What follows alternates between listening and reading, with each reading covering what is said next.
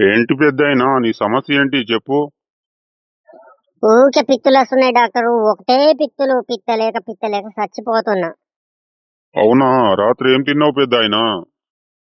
పప్పన్నం సారు. పప్పన్నం ఎన్ని పూటలు తిన్నావు పెద్దాయనా?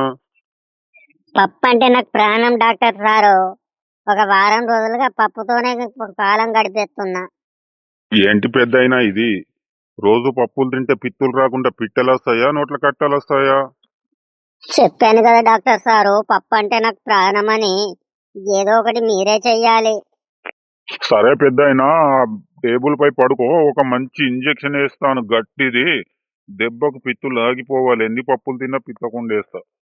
వామ్మో, ఇంజక్షన్ అంటే నాకు భయం సారు. ఇప్పటిదాకా ఇంజక్షన్ వేసింది లేదు. ఏదైనా మాత్రం ఉంటే వేసుకొని మింగేస్తా.